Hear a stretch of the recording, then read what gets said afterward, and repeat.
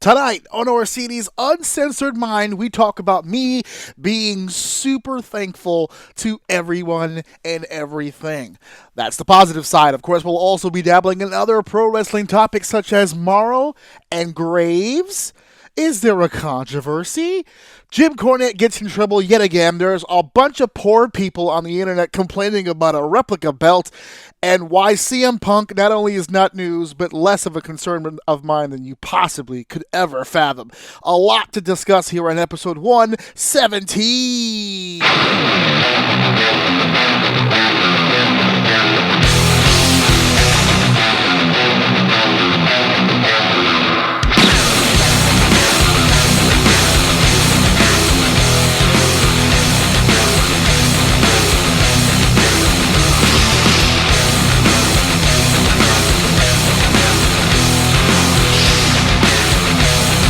Welcome to Orsini's Uncensored Mind, and now your host, AJ Orsini.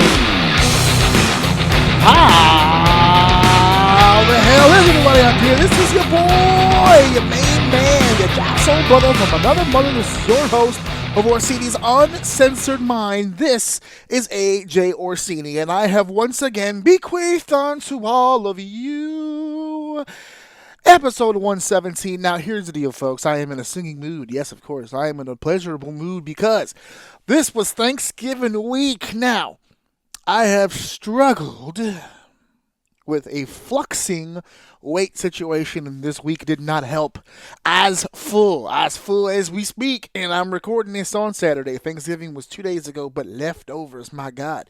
Everyone knows that Thanksgiving weekend is where it's at. When that meat has aged 2 to 3 days, that's when it's getting good. That's when all the juices and all the marination all come out. Thanksgiving, the Thanksgiving meal is fantastic. The Thanksgiving meals is otherworldly, and I am currently riding high on penne, a little arroz, the gandules, all kinds of Latin meals, because I'm married to a Spanish woman, so I get Spanish food in my house. And I'm filled to the brim. I feel thankful, which is another thing that we have to get to here today. Of course, all of you come here for a very pro wrestling centric discussion, but we're going to open up here at Orsini's Uncensored Mind with a little off topic conversation. We're going to talk a little Thanksgiving here. I know that a lot of people are out there with their families doing their thing. There were a lot of people out there that unfortunately were not with their families, or because of travel reasons or for whatever reason it could be. Or you just don't have a family to really be with. Apparently that was a big deal on the internet today, that apparently not everybody has families to be with on Thanksgiving Day. And that's cool. That's fine. You can still make it a holiday for yourself. You can still do your thing. Lord knows I've spent a few Thanksgivings. I have a family, and I've spent a few Thanksgivings alone in the past, whether it be work or travel or whatever the case may be. But whenever I can sit down with the fam and do the thing, that's actually pretty cool. I'm not huge on holidays. Really not, to be honest with you. We're going to get into that a little later because I have an announcement I'm going to be making about some holiday shit going on here on Orsini's Uncensored Mind. So we'll get back to that, my disdain for holidays. But this particular holiday falls in line with a lot of cool shit that I like doing, like sitting down and eating and watching TV whilst I eat, and being with my family whilst I watch television, whilst I eat my food. So it all falls in the line. I can get behind holidays that fall into the shit that I do. You get what I'm saying? Self-interest. So obviously I can get behind something like Thanksgiving. 4th of July is also big for me. It's drinking and fireworks. I can do all those things, preferably together. The drunker I am with explosives, the better a holiday that it really is. So that's always really good too. But I'm not really big on holidays. Again, we'll get more into that midway toward the show when we start plugging some other shit that needs to be discussed. But Thanksgiving has gone by, and since I did partake with the food, it is particularly a good idea, in my opinion, to also partake in the actual holiday itself. And I do mean the spirit of it. I am a grown man who has read a book or two and definitely pays an awful lot of attention to things like the History Channel. So believe me when I tell you, I could do a whole hour on how this bullshit holiday just doesn't mean a whole lot to a bunch of people. We all know the storybook version of how Thanksgiving took place, but we also know the real version of how Thanksgiving shaped out Hindsight 2020. I think if the Indians can run that one back, they'd have a different game plan in store than just teaching these nobodies what to do in someone else's territory. But Thanksgiving in spirit is supposed to be a day where people sit down and give thanks. So I've had to do that recently, the past couple of days. I've had to do that. I've had to sit down and think about things that I give thanks for. Obviously, first thing that comes to mind when I want to give thanks is I give thanks to my family. I love my wife. I listen. Every time I feel down about myself, every time I start to feel like, am I really as awesome as I continuously keep telling people that I am? And then I come home and I realize that I have a woman at home who is completely 100% Puerto Rican, beautiful, the long hair, the butt, the boobs, the whole shebang, cooks her ass off, loves sci-fi shit, loves wrestling. I'm a fucking winner. Every time I come home and I look at her sitting there on the couch, just waiting for some on a daily basis, just sitting there waiting for the meat, I'm a lucky man. And then I got a kid. I managed to impregnate that beautiful specimen, and she popped out another adorable human being who is a pain in the ass. There's no doubt about that. But all kids are pain in the asses, and believe me, there are worse pain in the ass kids in this world than mine. Mine's pretty cool. I gotta tell him stuff a few times, but after the few times it gets done. He's not one of those kids where I just scream my head off for forever and it just sits there undone. Eventually, he will get to it. I'm trying to train him so it's on the dime. So when I snap my fingers, shit happens. Trying to curtail all that bad attitude shit. But like I said, I'm thankful for the kid that I have. It could be a whole lot worse. Thankful for my moms for keeping it real for all those fucking years that we either did or didn't have Thanksgiving options in the past. Obviously thankful to my bro. My actual brother. I know I use the term brother a lot, but I do have a flesh and blood living brother who has been on the show one time. He was supposed to be on the show a second time, but it did not work out scheduling-wise. He had to get going early. But I do support my bro out there who is just now getting his home together. Super proud of him. He's out there doing his thing out in PA now. He's moved in with his girlfriend, and she's awesome. She's been to the house. And I know that they're out there doing their thing, so I'm thankful and I'm happy for them for doing their thing. My mom just recently got a new job as well, so she's doing her thing. I got two sisters who are doing their thing. The oldest of the two? I'm the oldest of four, so I have two younger sisters. It's me, my brother, and then two sisters. And the oldest of the two younger sisters is a pharmacist, pharmaceutical tech. She works for Penn Tech. She does something she's a drug dealer. That's what I call her. She's my little drug dealer. She's a pharmacist or pharmacy tech or whatever. And my younger sister works for Amazon. I forgot what the hell she does. So we're winning right now. Across the board. The whole old family right now is just scoring major points. And I'm very proud of that because for a long period of time, very, very, very long period of time, we couldn't buy a bucket. We couldn't get a win. There was a lot of years we were down on our luck, down in our situation, and we just couldn't get a win anywhere. So I'm glad that we have persevered and gotten to a place where we're all winning in some way, shape, or form. I'm glad and I'm happy for that. All across the board here, everything's looking good on our side. And I'm not saying this to rub anything in or to, be boastful about the situation. I'm just showing my appreciation. I'm happy. If I was a boastful person, motherfuckers, you'd hear about it every day. I think this is the most I've spoken on my show about my own family pretty much since I've gotten this fucking thing going here, this podcast going. So bear with me on this because I'm trying to give out my shout-outs here. I got a couple friends I want to shout out that I'm thankful for, that are in my life, that are in my fucking circle here. Obviously, the two main men of my entire fucking existence right now. Three, when you actually think about it. But I'm not playing favoritism here. We're just going down the line. Big shout out to Brandon Lewis and Joe Pombo for doing their thing over at Comic Conversation. Those numbers are still going up. I was just on the show recently with them. I just had an audio boost. What happened there?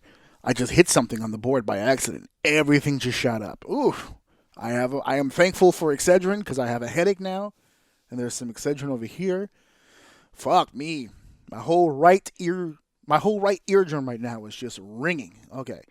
Man, I got punched by my fucking mixer right now. I'm not editing any of this out, by the way. I want this to be real as fuck.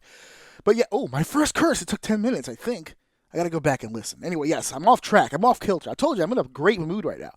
So, Brandon Lewis, Joe Pombo, doing their thing over at Common Conversation and at 2bscene.com. Doing their thing over there. Super happy. This is one of the first Thanksgivings for a lot of my friends who just recently had kids. Apparently, that's a thing now. Everyone's getting pregnant.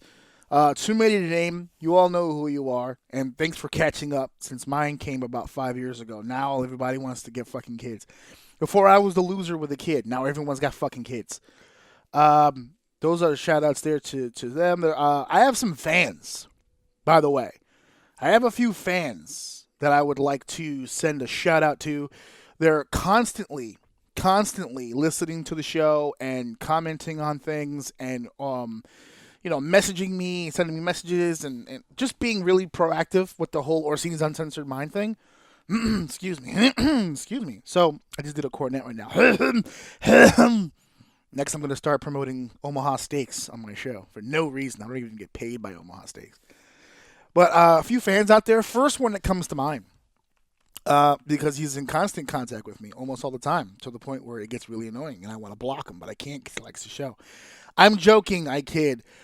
Jesse Rodriguez is a huge member of the Squad of O. He's huge in the sense of not just his pant size, but in his IQ, in his virility. But he's huge in the sense of he is huge in the sense of sharing and liking and really getting the word out there on the show. And I could not be more thankful for guys like him, Hippie Oppenheim. Who's done a lot. And that's his Facebook name, by the way. I know his nickname is Hippie. We spoke privately about his real shit, but he just likes being called Hippie. So if you're thinking to yourself, wow, that's a weird fucking name, there's a backstory to it. If you guys get a chance to really get to meet this guy, there's a whole fucking thing about it. It's fucking awesome, actually. And he's huge to the show. Sophia Thorne, listening to the show a couple times. She's one of the few female fans that I have who listen to the show. I don't know why females don't like me. I guess it has something to do with that big asshole I keep bringing onto my show every chance I fucking get. Who's not so high on the women. But, I love the ladies. I'm a married man. I'm in one of those rare friend categories because everyone knows that I've been married for forever. So women who are around me, they feel a little bit more free to be around me because they know that I'm not trying to fuck them. Most guys who are trying to be funny or trying to be jokey, it's usually because that's like their version of flirting. So women are usually on the defensive, but not with me. They feel free as fuck because they know I'm not trying to fuck them. They know that whatever comes out of my mouth, it has nothing to do with trying to fuck them. So they'll either get a really honest answer from me or they'll get a really sarcastic one from me. But either way, they'll get realness from me. Because, again, I'm not trying to fuck them. I have zero interest in it. So it really tends to keep people, in their proper place. Myself and the other person as well. So Sophia, I've known for a long time. She listens to she knew me before a podcast, long before a podcast. But she's been one of the rare soldiers out there just doing whatever. I wanted to speak real quick to some of the people that are in my group. There is a Facebook group, Orsini's Uncensored Mind official group. There are some people who have asked a few questions, and I want to address them since I'm here on the show, and I know that they do listen to the show. But I wanted to address them because there was somebody asking, because a lot of the times the people post shit in the group. They said, well, it takes a while to hit the group. Yes, it does take a while to hit the group. And the reason for that is because I have it set for approval. I have to approve it. Because if I just leave it open, it will get spammed. That's how Facebook works. People just spam shit into these groups. And I'm trying to get decent conversation going in the group. I don't want just anybody to have access to just posting whenever they want, especially as frequently as it happens. I'm not trying to, again, gloat about anything, but people tend to post a lot in the group. It doesn't feel that way because I only approve like maybe 2 or 3 times a day. But there's constantly, like, there's always like 25, 26 pending posts. And the posts are either repetitive, meaning it's somebody who posted one thing and then another person who doesn't know that they posted it, so they also posted it. So I had, like, for instance, I had like the other day, I've whittled it down, but the other day I had like 25 pending posts. But like 5 of them were CM Punk returning on WWE Backstage. I don't need 5 different fucking posts from people with the same fucking video on it, just different descriptions. That's what I'm talking about. That and a bunch of people who are trying to promote wrestling events. I have no problem letting people share that shit in the group, but I can't have 10 or 20 posts per day of people promoting shows that are either garbage or I'm not on, or they have no interest in putting anybody that I know even on it. You understand what I'm saying? Like, I don't mind supporting shows. Like, for instance, I just approved one a little while ago for House of Glory. I know House of Glory. Used to work for House of Glory. Got a lot of friends in House of Glory. Love to support, so I post it. Boom. But for the random ass person in Tennessee who I don't know and will probably never meet, and I look at the post and I look at the match card or the website or whatever, and it's like some ho-dunk backyard bullshit, no, that's declined. I'm sorry. My group is not the WWE. We are not all-inclusive. I am a dictator in this situation. I rule with an iron fist. So that's why the groups sometimes take forever. And, I'm busy. I'm not online all the time. So you may have a really cool post that I just didn't get to just yet. You understand what I'm saying? I got friends who I have to delete because they get too happy and they start posting all kinds of shit. I have a particular friend who puts shit in my group like maybe 3 times a fucking day, and I have to delete it. And this is a good friend of mine. So let alone people posting in my group I don't know. I will vet you out, and I will decline you because I've got the power. You understand? It's Orsini's Uncensored Mind Facebook group, and I am Orsini. My rule will be long and tenured in this group. This group will die before I do. I promise you this. So as a matter of fact, look. Here.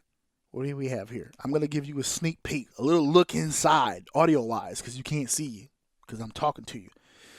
All right. Let me see. All right, I got one post here about Baby Yoda. I haven't done one of those yet. Another hog one. See, I just approved one. And they got another one here. Don't match. But I can't do it yet. It's too much. Another one from this person. See, and that's nothing too. It's a lot of the same people over and over posting over and over. It's the same fucking people. Guys, it's okay. If you're in the group, if you're listening to this and you're in the group, it's okay to spur some other kind of conversation other than promoting shit. You can talk, because it's not just wrestling fans. Wrestling people. It's wrestling fans. I have people who are fans who are posting in this group sharing other people's shit. They're not the promoters of these companies. They're just fans, and they're promoting other people's shit. So I love it. I love the fact that fans are stepping up and promoting their favorite company, but if 3 other people are promoting the same shit that you're sharing, it doesn't really make a whole lot of sense for me to approve that. So that's me addressing that topic and addressing it with people. Hopefully, if you're listening if you're in my group, I'm assuming you're listening to the show. So if I hear about it again tomorrow, I'm going to be like, I'm just going to share a link to this shit. Episode 117. Take a listen to this, and that will explain all of the fucking questions that you have for me. So let's talk a little pro wrestling now. We've gotten into all the thankful shit. We've addressed some issues with the group. You know what? I'll save that for the end, because I already did a bunch of shit. I want to talk wrestling now. There's another thing with the t-shirt that I want to talk about, but we'll do that later, along with the other promotion stuff I want to talk about. A lot of shit going on here on Orsini's Uncensored Mind. Got a lot of shit to promote here, but let's talk wrestling first. You've gone through enough of this shit. Let's get into the real talk about this whole thing. And I'm going to be honest with you, a lot of this shit today won't be about the actual wrestling, because there's so much to talk about outside of it that I don't really have the desire or the will, should we say, of me to sit here and go down move for move and all kinds of different shit going on. So let's talk about the elephant in the room. There's a lot of discussion going on from this, and I want to talk about it, and it's going to touch a nerve. Sorry, it's going to touch a nerve. But we have to have this conversation. Now, this is something that probably should be left for last, But I'm in a good mood. And I don't want to end my show on a sour note. So I will leave the good shit that I'm going to talk about for the end. And we will talk about this depressing ass shit right here in the beginning. So there's a lot of talk going on, a lot of discussion when it comes to the lead play-by-play man for NXT. That's Mauro Ranallo. Now here's the deal. I've said it on some social media, and I'll say it again. This ain't a news site. This ain't a news podcast. We don't go up to the minute on 24/7 Pro Wrestling News, Sports Center, blah, blah, blah, blah, blah, blah.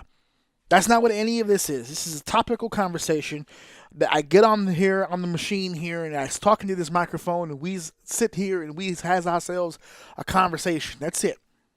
That's why I always tell people I can talk about anything that I fucking want, because I'm the one paying the bills for this motherfucker, and it's my goddamn show. So I'll talk about whatever I want, whenever I fucking want to talk about it. You have the option of not listening to it. So I'm going to preface everything I'm about to say with that, because you're probably not going to be happy with what I'm about to do. But anyway, let's get into it. Mauro Ranallo and, of course, the Corey Graves situation. It's the name of the whole deal. It's tied together. Let's start with one thing right here off the bat. Corey Graves is a fucking asshole. If you're looking for me to jump down anyone's throat, it's probably going to be Corey Graves. But Corey Graves is not the villain everyone thinks he is. He's a villain. He's an asshole. He does stupid shit with no fucking follow-up or fucking explanation to it. I love guys, and this is mostly a guy thing, but I love guys who do stupid shit. And then when you ask them about it, when you question them about it, they always lean on that same stupid excuse. Well, I'm not perfect. No. No one is perfect. There's a lot of good people in this world that are not perfect. You're correct in this vague-ass defense by saying, well, I'm not perfect. You're correct, but that's not saying much. That's very vague. No, you're not perfect. You're the other direction. You're pretty much an asshole. You do asshole things. And he admits to saying shit sometimes just to stir shit up. He admits to being an asshole on purpose to try to get some spotlight on him. He admits to doing things on social media specifically to piss people off just to see reactions. He admits to all of this. And you know what? The WWE is right alongside with him. They're okay with him doing it. Elsewise, they'd get him off the fucking Twitter. They don't block his shit. They don't tell people, oh, we don't condone what he says. Nothing. They just let this loose fucking cannon just get on the social media and just troll. He's a professional troll. That's the type of shit. The shit that he says about not being perfect and sometimes doing shit to stir shit up, those are all the things that a troll does. He gets bored, and then he goes on the internet and he stirs shit up, and it just and basically 95% of all wrestling groups, aside from my own, when people just go on there and post the most ridiculous shit, like a time bomb. They say this ridiculous status, and then they just leave it for like a day, and then come back and just watch 144 comments of everybody arguing amongst each other from this time bomb you just left. This is the type of shit he does. He's a professional troll, okay?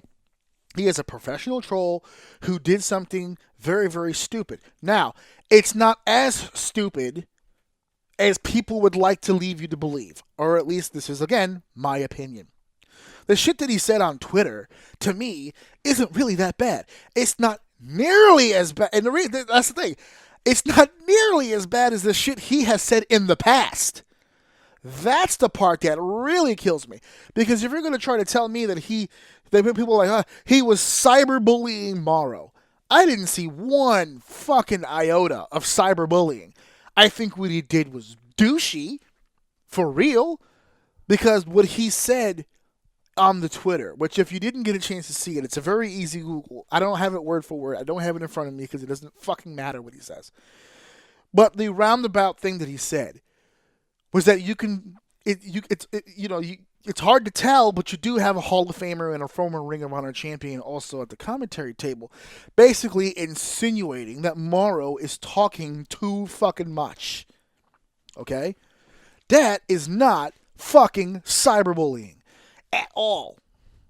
There's nothing about that is cyberbullying at all. I don't give a shit that he has a mental illness, which we'll get into in a second. I don't give a fuck. Those words, the exact thing that he typed, unless you got the insinuation, it means nothing. There's nothing in it that's really that crazy. And then a fan coming in with, well, all these hip-hop and rap references, and he just responded with, yeah, too many. Again, there's nothing really that horrible about any of those tweets. The only thing that's genuinely horrible about it is the fact that they exist.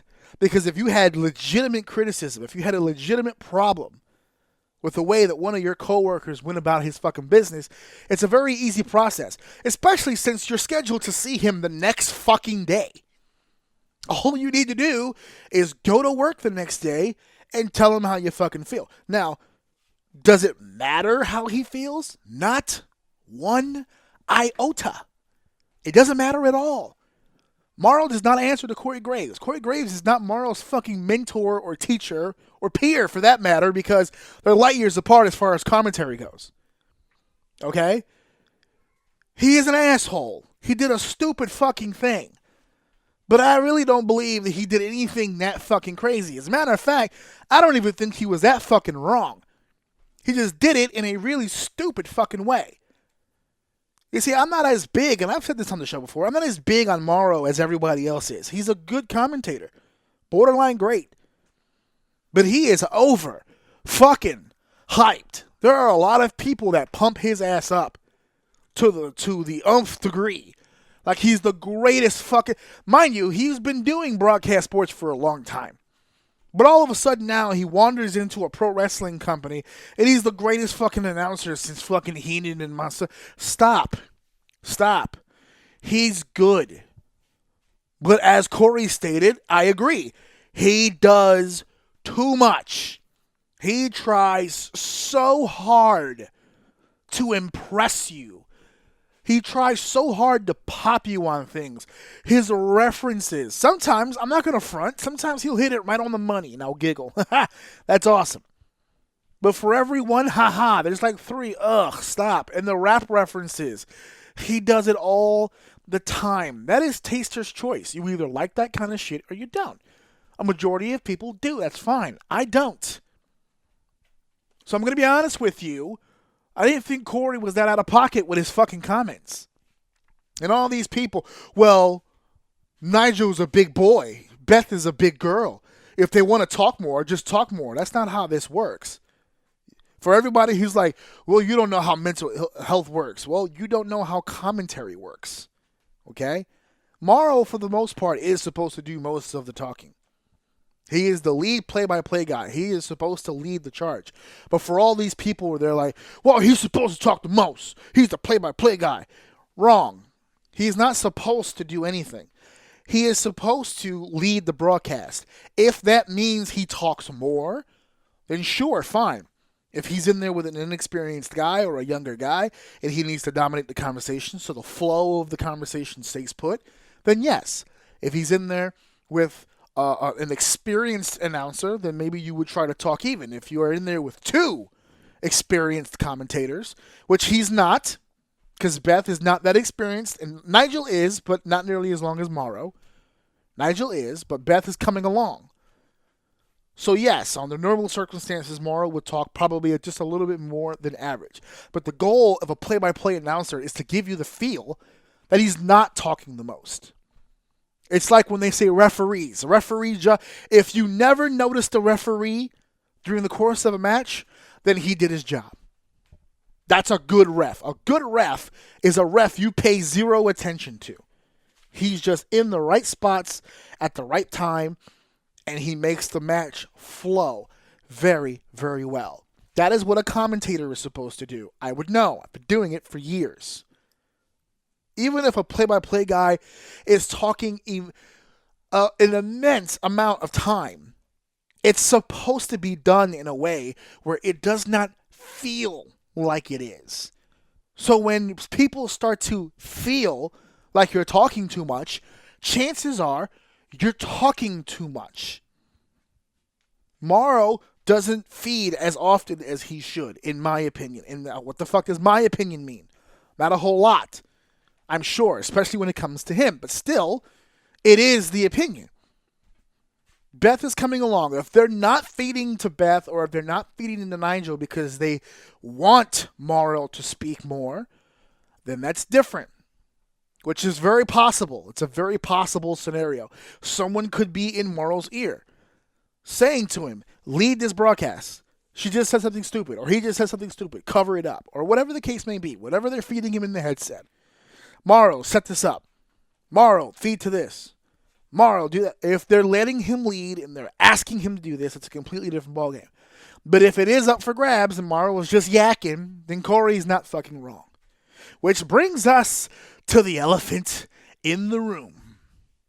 The whole mental illness deal. Bipolar rock and roller is Mauro Ranallo. This is a very sensitive subject for a lot of fucking people. Now, I will preface what I am about to say by saying there's been a few episodes on this show, recently, mind you, triple digits somewhere, one of these episodes, where we talked about mental illness and mental health and my lack of knowledge of such. So I am not going to sit here and preach to you that he should just grow up and grow a thicker skin. No, my momentum, as far as I don't know a whole lot about what I'm talking about, still stands. It still stands. I don't know what Mauro is going through. So I can't speak to what will hurt his feelings or mess him up mentally or anything like that. I can't speak on that because I don't know it and I don't understand it. And to be honest with you, the more because I remember those episodes that I'm talking about, I stated that I was willing to sit down and listen to people discuss it so that I could learn more about it. But the more I engage in conversation about it, the more venomous, the more toxic that conversation becomes. Because people are just dead set on putting up a fucking wall when it comes to this conversation. I'm depressed, that's it. That's the conversation that people have with me when it comes to this. I suffer from depression. How? Why? Where does it start? Where does it begin? How do you describe it? Can't describe it. It's just a feeling. Okay? That's it. It's just a feeling. It's hard for people like me who want to understand, and maybe I'm just running into the wrong people. Maybe I'm not running into the right people. Maybe it's a profession who I need to speak to. I would think, and maybe this is my mistake, I would think that someone who, quote unquote, has been dealing with it their whole life would have a better grasp on how to explain it to another person. But during the course of this whole week or two, because it's been a while since the story broke, there's been a lot of conversation from people who will claim the disease, right? Bipolar or depression or whatever it is. They'll claim it, but they won't go to war with it. They're not going to tell me what this feels like. They can't describe it. Oh, this is what I go through. This is this. And then when you equate it to Mauro, it goes in a whole other direction. Now, when they reflect it onto other people, it becomes ammunition. That's when it's time to go to war, right? They can't discuss it when it happens to them. But when it's happening to other people, they have all the fucking vigor in the world. Mauro, if you didn't hear about the tweets, and all you just saw was the fucking conversation about Mauro Ranallo over the course of the last week, you would almost swear that they put a severely distraught human being on commentary on NXT every week like he's a child. Everyone understands that he deals with some shit that a lot of people don't deal with. And, admittingly, don't understand. That is not lost on the rest of us who don't suffer from these afflictions. We understand that he has got mental deficiencies or mental issues or mental just obstacles that he has to go through on a daily basis. And not only that, not only does he have all of those things that he has to get over and overcome, but he is able to do that on a daily basis on a high level. He is an entertainer. He is a host of a nationally broadcasted television show 2 hours every week, Wednesday night on the USA Network. For someone with his disabilities, as I was told this week that it's a disability, that is an amazing progress through your life. To achieve something like that is amazing. So clearly, he's not someone who needs to, quote unquote, toughen up. Clearly, he's a pretty tough son of a bitch all on his own right here, right now. Based on where he's at right now, he's clearly a tough son of a bitch. Because you don't get over that hump with the chains and shackles he's got on him mentally without being extremely fucking tough. So I will never question Mauro Ranallo's toughness or his endurance or his ability to handle the quote-unquote criticism. Because I'm sure Corey and even JBL, if you want to go all the way back to that, are not the first two assholes he's run into in his entire adult life. And here's a fucking theory for you. Because again, no one knows why he deleted his Twitter and why he's not coming to work. We're all assuming it's this. Because it makes the most logical sense. People are just grasping at these straws, which is fine. But if I'm him, maybe this doesn't have anything to do with mental health. Maybe this doesn't have anything to do with mental issues. I know this is an easy thing to grasp onto because it's right there and it's public, and people want it to be that so that they can equate that to themselves. But maybe, just maybe, and hear me out. Hear me out. I'm throwing this out into the public for everyone to consume. Possibly continue the conversation on this jumping point. Maybe it's got nothing to do with mental health. Maybe, just maybe, he's like the rest of us and he just doesn't like dealing with assholes. Ding! Maybe he saw what Corey had wrote, didn't appreciate it, dropped to Twitter, got confronted about it, and basically told everybody to go fuck themselves, kiss my ass, I'm going home. And where am I basing this theory from? Because he's already fucking done it. He's quit WWE before. He's been out the door before. Because he knows his situation. He knows his mentality. He knows who he is. And he doesn't have to deal with the WWE in any fucking capacity. He doesn't. This man has jobs up the wazoo. He can work for any company in the world that he wants right now. NXT, people say, well, NXT needs him. False. But it's equally false that Mauro needs NXT. This is a relationship of want, not need. Neither side needs anybody.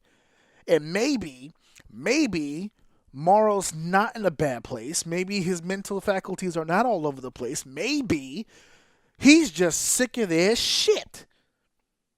How hard is a concept of that to be?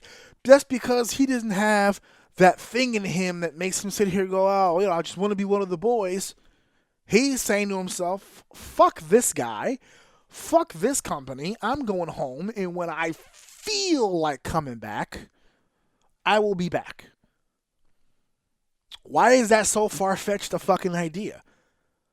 Because I gotta tell you, the way people defended him this week, it's almost like he's a child. He's being coddled, being held close to the fucking chest. Please don't hurt my poor Mauro. Please, he's just a kid. He's not a kid. He's a full-grown adult who pays bills and gets blowjobs like every other fucking grown-ass man. I think I just burped. I can't tell. He's a grown man. This guy lives his life like a normal fucking human being. Yes, he's got some issues. Yes, he's seen doctors, he's taken medication, and he's dealing with demons. He's been diagnosed with this stuff. This isn't a figment of his imagination. It's a real brain disease that he deals with on a daily basis. But he deals with them on a daily basis. People sometimes say words and they don't understand the definition of the words that they're saying. Whenever people tell me, well, AJ, these are problems he deals with every day. Correct. You just made an argument against your point. He's not a baby. He deals with these problems every fucking day. He's not sitting in a hotel room crying every fucking day before he gets in front of the camera, and he manages to smile for those 2 hours, and then it all goes downhill. I'm sure he has his off days. I'm sure he has his good days. I'm sure he has a balance, and I'm sure he would love to have more control over how that is balanced out. But on the good days, he rides high, and I'm sure on those bad days, he has to pull his boots off the ground and fucking struggle through it, but he fucking gets through it. So don't sit here and bash other people because they're not falling in line with your, but he has mental health problems bullshit. Okay? We understand he's got the issues. No one is denying that he has those issues. What people are saying is that for the position that he's in, is it fair to the people around him that he gets to take this kind of time off simply because he didn't like what someone had to say? It has got nothing to do with the disability or whatever you want to label it that he's dealing with. He has that, and he has my respect for that, because to do what he does is not easy for anybody, regardless of their brain situation, and for him to do it at the level that he does it is fucking amazing. But him taking time off puts a gap in the commentary booth for NXT. Period. End of conversation. He has mental this, he has mental that. Cool. Go handle your business. Take the time that you need, right? Get healthy, get 100%, and then come on back. Until then, we got a hole to fix. He's a hero until he comes back, and then he's back to being a worker again. So I don't understand the whole thesis that he's just going to be coddled and they're just going to put him on his chest. And please don't hurt poor Mauro. We get it. He's got issues that he deals with every single day. But no man anywhere, regardless of the condition of his brain, is above criticism. Period. Corey gave shitty criticism. Unfounded and unwarranted criticism. He is an asshole. But this idea that a man who suffers from the afflictions that he does is above being criticized for his work or is above favoritism in the sense of I can't not like him. You can't dislike Mauro. He has a mental health issue. I can and I do. I'm not huge on Mauro. I like him in short spurts. There are times I like him, times when I don't. Just like everybody else.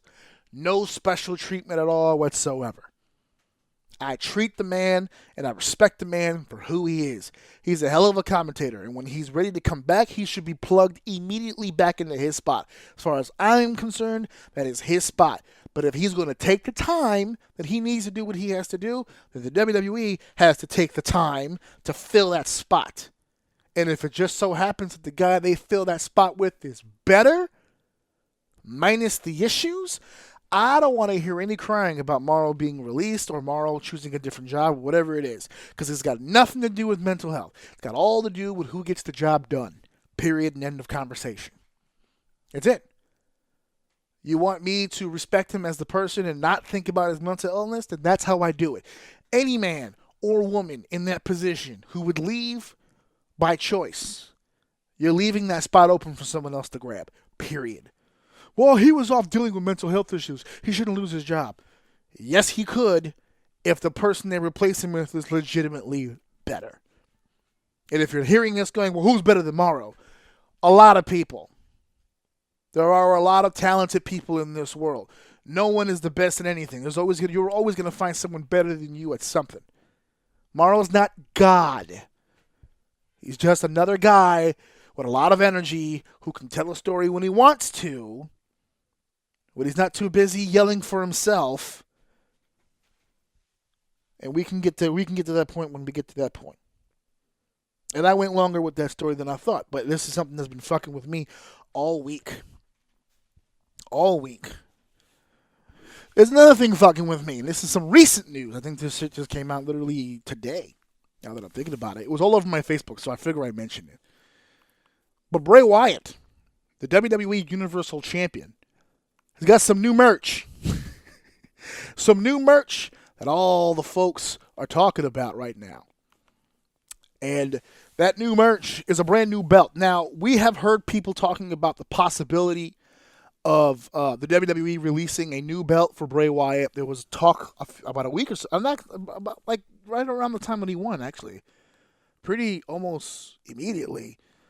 People were talking about him debuting a brand new custom belt and blah blah blah blah. And and he didn't. The closest we came was that blue belt. He changed the color of the belt. That's about it. And then out of nowhere, late, let me see, I'm recording this Saturday, so this happened last night, right? They debuted a brand new leather Fiend belt. But they sold it to the idea where the blue belt belongs to Bray, and that Fiend-like belt belongs, obviously, to the Fiend. And people were loving the belt yesterday. All over the place. People were like, that's a great belt. It looks like it's so great to the gimmick and blah, blah, blah, blah. And today, we live in a different world. We live in a different world than we did. Because the WWE is now selling those belts, custom made, from the man himself, for $6,500. And people are hysterical over it. How dare they? How dare they make a belt or merch for that damn expensive? That's crazy. Who in their right mind? That's so dumb. Yeah, this belt not even that. It's not even. What was it I heard earlier? That belt doesn't even have any prestige to it. Well, because that's why you buy belts. For its prestige. That's why they sold so many Diva title belts. Because it's the most prestigious championship in the world. Or those European titles that everyone likes to walk around and brag about. Because they're such prestigious championship belts. The lineage of years of shut the fuck up, will you please? I'm here as a public service announcement. Ready? I've done this a few times and I feel like it's time for me to do it again. If you see something online, forget that it's the Fiend, forget that it's a belt, forget that it's wrestling, and forget the price tag of $6,500. If you see something online that is extremely expensive and you have neither the want to have it or the means in which to purchase it, here's a good rule of thumb. Don't fucking buy it. It's a very simple fucking thing. Don't fucking buy it. You see the picture on your Facebook, just keep fucking scrolling. Just keep moving it along. Sitting there, and I've seen people do this already, sitting there writing full diatribes. I saw someone write a fucking 6-paragraph thesis on to why the WWE is making a bad business deal by making this so expensive and blah, blah, blah, blah, blah, blah, blah, blah. No one gives a fuck at all about anything that you just fucking wrote. Because there's two kinds of people. People who are going to buy the belt and people who are not going to buy the belt. If you're not going to buy the belt, that's fine. You don't have to buy it. But there's no need for you to try to convince the group that will buy the belt that they shouldn't buy the belt.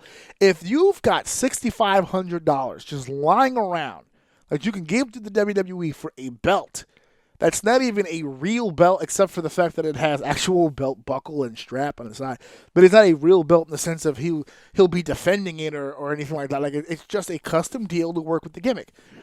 Just like the $1 million belt was kind of like something like that. Now, I know that's a big popular item for people to buy, collectors and all that. And so will this. It'll be like the people who bought that rare rock belt that they never got a chance to use, or the snake skin belt and all that other shit.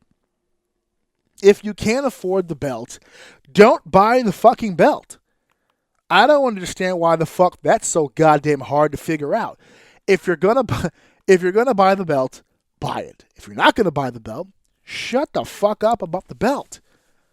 You're not going to buy it anyway. Who gives a flying fuck? Now, I can see people complaining if they want the belt, but it's just unaffordable for them. I can understand that. But there are people online, it's not even fucking worth it. Look at that shitty belt. Well, if it's a shitty belt, what the fuck are you wasting your time talking about it then?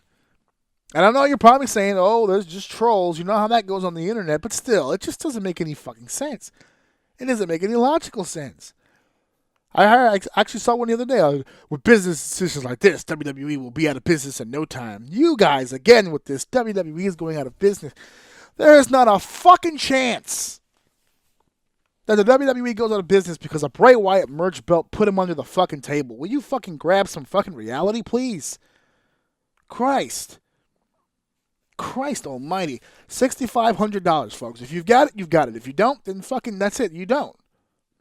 Absolutely you don't.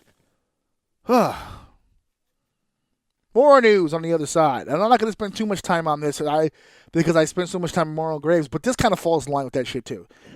I got a lot of shit the other day because I made a post that said, I'm a Cornette guy, but even, and I said in the post, I am a Cornette guy, but even I can't defend what the fuck he just said, okay?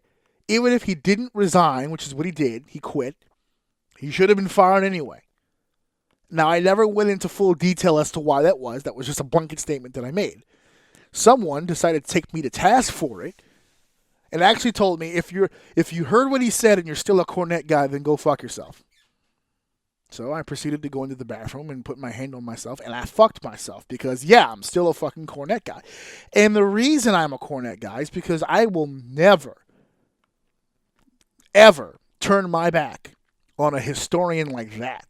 Someone who has that kind of a mind for the goddamn business. There's no fucking way I am ever turning my back on that. I have known from the word go that there are certain things off with this guy, but that's fine. I love his stories. I love his experiences. I love especially those omnibuses when he does like those 9-hour shits. When they put together like those little 9-hour fucking clips or whatever the case may be of like particular topics that he rambled on and they just put compilations together. Those can kill a car ride, my friend. I do road trips a lot, and those can kill some time. I'll tell you that right now. They make road trips a lot more bearable. But I take his word like I take everybody else's in my life who's not close to me with a grain of fucking salt. If you're looking at these people to be your fucking role model and to tell you how to live, you're already fucked. It doesn't matter how racist you think he is. If someone else is controlling your motives and if someone else is controlling your moves, then that person is making you the puppet. Doesn't matter what they really say. You're going to go with it anyway because that's how you live your life. I don't live my life that way. Whatever Cornette says, it's either funny or it's not funny, and then I move about my fucking day. He doesn't play that kind of a role in my life. I have never had the chance to work with him. I've never had a chance to meet him. He's just some dude on the other end of my radio. And for a lot of you listening, that's the situation. If you legitimately feel like his comment was racist, and if those of you who missed it, he stated it on the air on NWA Power. I forgot which episode number it was. It was Nick Aldis versus Trevor Murdoch, and he was talking about Trevor. Said the man is so tough, the guy can strap a bucket of chicken on his back and run through Ethiopia. And yeah, it was a starvation joke. I knew it the minute I heard it. Now, he went on his podcast and defended it by saying it's a 30-year-old joke and blah, blah, blah, blah. I didn't even know it was a 30-year-old joke. To be honest with you, I had never heard him say that joke before. But, again, I don't listen to every fucking thing Cornette says. Regardless of the age, okay, this is why I'm going to explain my response to it in the two parts. The first part that I will explain is when I said even if he didn't resign, he should have quit. Okay? Actually, that's the second part. First part was why I'm still a Cornette guy, and I just explained that. So this is the second part here. Why I think he should have been fired regardless. Because everyone's saying, so you think he should have been fired? Yes. So you think he's a racist? No, I don't. I don't think he's a racist. The reason why I think he should have been fired anyway is because of the opposite. He's not a racist, but he doesn't know the difference. You understand what I'm saying? He comes from the South. He's an old man, okay? And the stuff that he can look at a black guy and a Hispanic guy and a people of color, and he can look at, I know he bashes the girl wrestling, but I've seen him carry great conversations and have great relationships with women of all ages and men of all color and ages. I know he's not a racist. The problem is he doesn't know what racism sounds like. He doesn't know that what he's saying is really that bad. If you heard his podcast, and I said this before I even heard the podcast, as soon as I heard the comment, I said, he's not apologizing for that. Because in his mind, he's not going to think he did anything that wrong. And booyah, if you listen to the podcast, I'm not advocating that you do, because if you're not a Cornette guy, there's really no point listening to his show. But I'll tell you what he said. Basically what he said, it was a 30-year-old joke, didn't even know he was being racist. It was a starvation joke. And then proceeded to dig an even bigger hole for himself by explaining where the joke came from, and broke down the joke, which is all irrelevant bullshit. He had an hour and a half to kill on his show, so whatever. He just expounded upon the joke. But it doesn't really make much of a fucking difference. If someone is legitimately offended by your comments, they have a right to be offended by that. So if there were people legitimately offended by what he said, he did apologize to those people, because that was not the intention of the joke. But he was not wrong when he said, for those of you who don't like him, period, and used this as your fodder to be like, well, fuck Jim Cornette, he should burn in hell and blah, blah, blah, he gave them a nice little fuck you. Which is, again, why I said he's not going to apologize. Because even though he said I'm sorry to one group and said fuck you to the other, that basically means he's not really sorry for what he did. He is apologizing to one group because of how they took the joke, and he's fuck youing another group for how they took the joke. You understand what I'm saying? An apology, first of all, I'm sorry, the words I'm sorry mean nothing. They're useless. It's garbage words. Okay? I'm sorry doesn't do anything. If I walked into your home right now and I shot your mother in the fucking face, and then I looked over at you and said, listen, I've had a bad day, a lot of stuff going through my mind, I'm sorry. I don't think it's going very far with you. Okay? The words I'm sorry, the whole point of I'm sorry and I apologize is contrition. You're giving a little bit of yourself to this person in place of whatever pain you caused them. You're trying to make them feel better by belittling yourself. That's why it's hard for people to say those fucking words, especially when they don't think they did anything fucking wrong. People who legitimately feel bad never have to be told to tell you that they're sorry. Okay? People who have to be coaxed into it don't really feel like they did anything wrong. So he's not really sorry for what he did. And you don't really believe him when he says that he's sorry, because he doesn't believe what he did was wrong. So the whole fucking thing is a farce. It's a charade. It's a gigantic waste of fucking time. Is what that is. There's really no fucking need to go through it at all. So that's why I said he didn't really apologize, because he doesn't feel he did anything wrong. He apologized to one group because he felt like he had to. And he didn't apologize to the other group because, fuck him. So he's apologizing based on conditions. He's not apologizing for what he did. Therefore, it's not a real apology. Because people were like, well, he did apologize. No. All fake. Across the board. Doesn't give a fuck. Because he says I'm sorry to one group and then proceeds to spend the next hour telling everybody how it wasn't really an offensive joke because of X, Y, and Z. You understand? It's not a real thing. He's making it up. So that's why he said he should have been fired if he didn't resign, because he can't tell the difference. And for as long as he can't tell the difference, he is a liability on the air. Okay? He ran through his whole resume on his recent episode, The Drive-Thru, his whole resume on how he's been fired or quit from whatever jobs and yada, yada, yada. And the common denominator to each fucking situation, and I don't even think he realized it himself I don't even think he realized it himself, to be honest with you. But the common denominator in all those situations, whether he resigned himself or quit, the common denominator is that he explodes at some point. He's a ticking time bomb at some point. And even he has admitted that in a fit of anger, he has said some words that even he would understand would be considered very offensive. That is not someone you should be having with a live mic. Now, NWA might be a different scenario because, and even to his own admission, that line, that joke that he made it 6 weeks before it aired. He recorded it, they filmed it, they edited it, they put it in the can, and it was sat there for 6 fucking weeks. And nobody caught it. So I was also being taken to task because people thought I was defending Jim when I wasn't. What I was saying is if you're going to shit on Jim, which is fine, shit on Jim. He deserves this. But if you're going to shit on Jim, you better shit on fucking NWA Power as well, because they're the ones who fucking aired it. They knew about it. They didn't care about it. And since the podcast, we've learned that Dave Lagana specifically, the guy who brought him in, was not only the one who oversaw the fucking thing, he's the one who fucking edited the video. And then backtracked on in public, stating that, being vague about it and not trying to throw him under the bus, but throwing him under the fucking bus. which is why he resigned. But even if he didn't resign, he should have been out the door. You can't have a guy like that on commentary he is just going to continuously be a liability.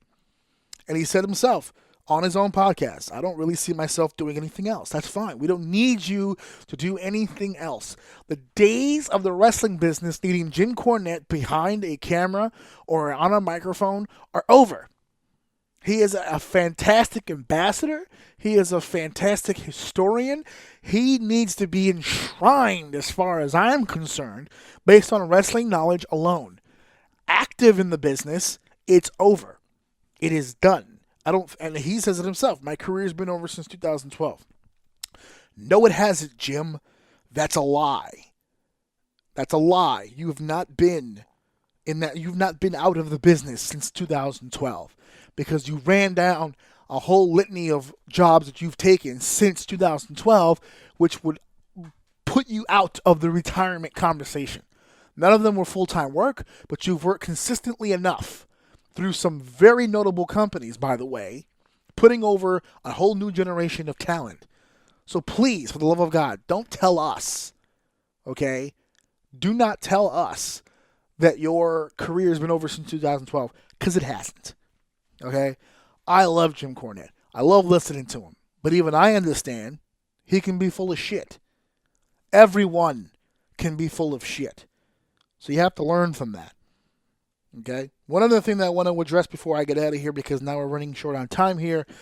People were asking me, because I did the Survivor Series roundtable, and I didn't really get a chance to talk too much about the Survivor Series, because to be honest with you, what's to talk about? We did a whole roundtable on it.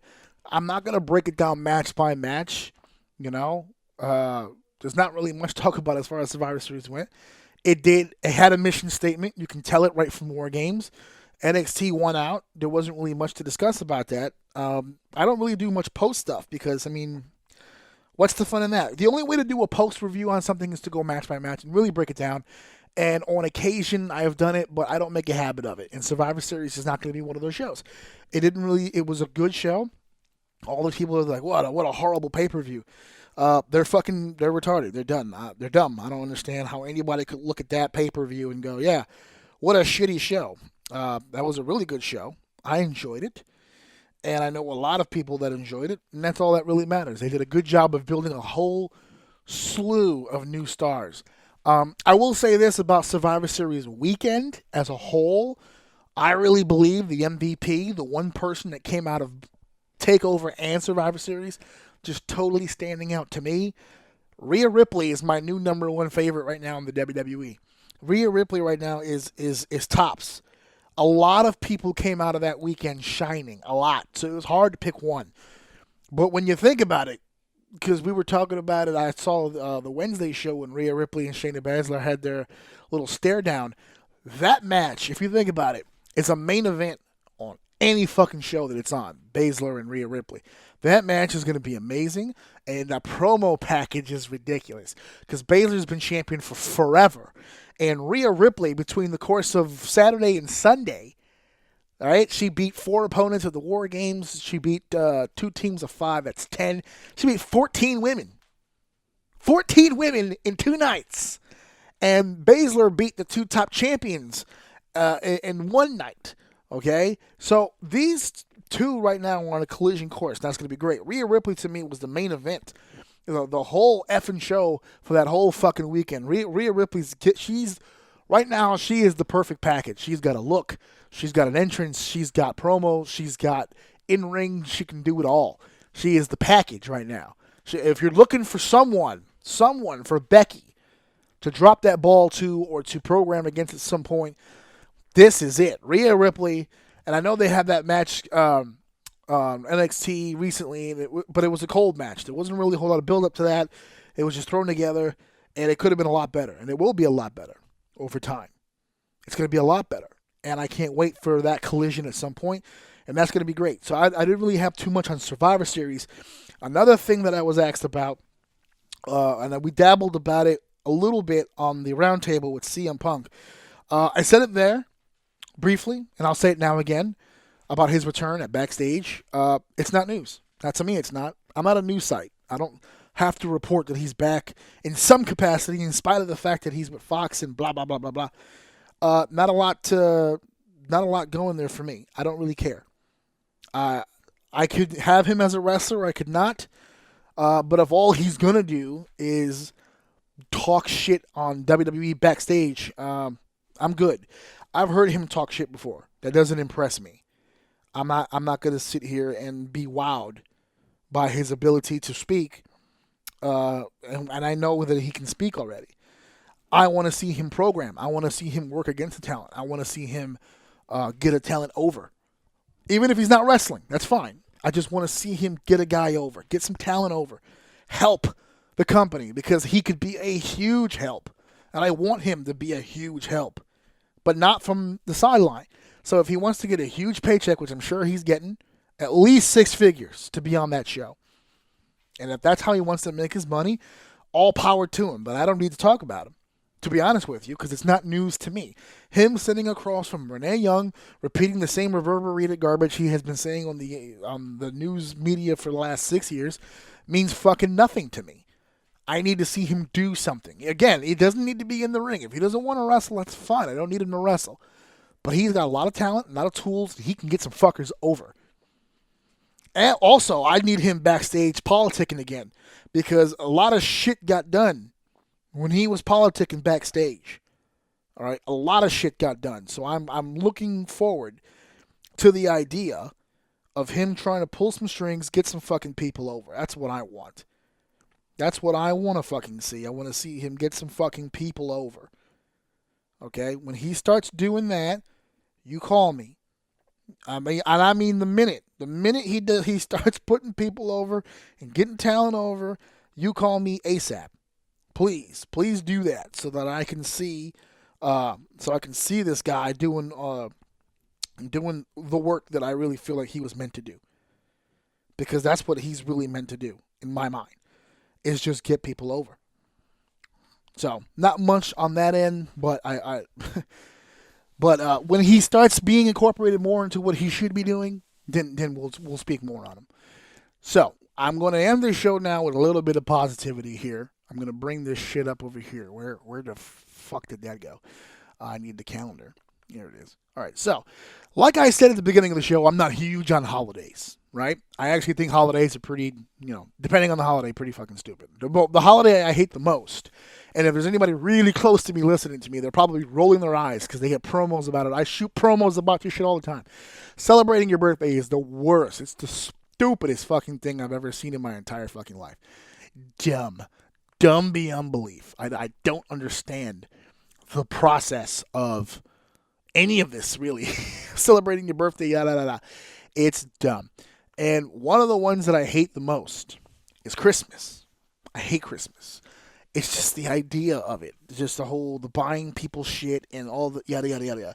It drives me fucking nuts. So, I have decided, because every time I say that, I thought Christmas sucks.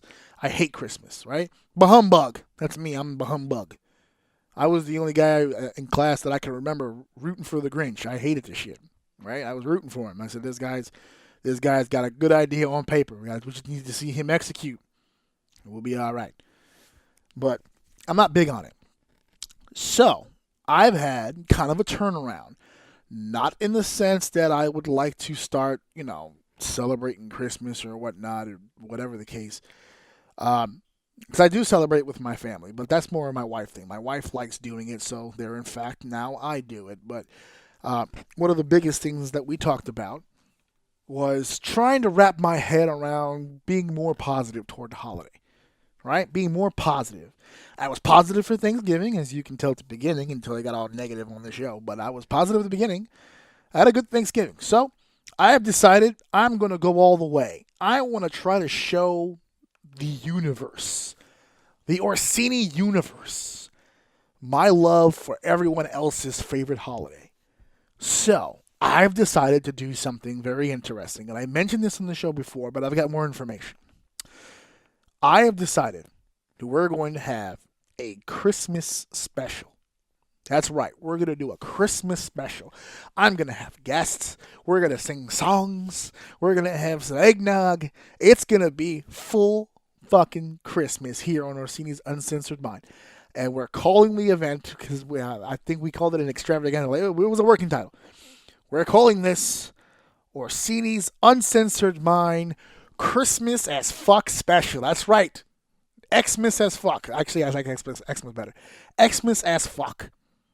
What's that? AXAF. Xmas as fuck. That's what we're going to do. We're going to do an Xmas as fuck special. Extravaganza. Now, the date that I am recording this has been solved. Okay? I'm going to be recording this December 20th. But I have recently found out that I have two options here. I could go live on the 20th, or I could record it on the 20th, and we can air it on Christmas. So I'm debating. I'm thinking to go live on the 20th and then replay it on Christmas. There's a lot of different options. But the point of the matter is I'll be keeping you more updated, but December 20th looks like that's going to be the date. And we're going to do a Christmas special. Absolutely 100%. This is going to be good for everyone, including myself, because I'm going to get a chance to do some fun shit. I'm going to get a chance to talk to some fun people. Should be interesting. I know I'm looking forward to it, and I hope you guys are looking forward to it too. We're going to do some crazy shit on that day. It's going to be a pretty outrageous episode. We're still going to talk some pro wrestling, but we're going to do Christmas-themed shit. All right? So that's going to be good. Orsini's Uncensored Mind. I don't know. What episode is that going to be? Let me see. Let's go back to the calendar here. This is 117, right? This is episode 117. That's here on the 30th. So drop down here. 17 is dropping right now. So 18, 19, 20. 120. Wow. That's a good number. I like that. 120. All right. So episode 120. Christmas as fuck extravaganza. That's happening, guys. So I hope you guys had a good time with your show here. I hope good times are bad. I got pretty negative here. I hope you guys learned something. I hope I learned you something here.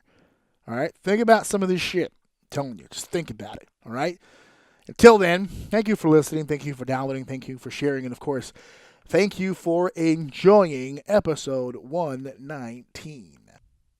100 episodes, now pay him. And make sure that you buy my husband's t-shirt at prowrestlingtees.com/AJOUM. Please, he needs this. Listen to my daddy show. He's the best, so I don't know.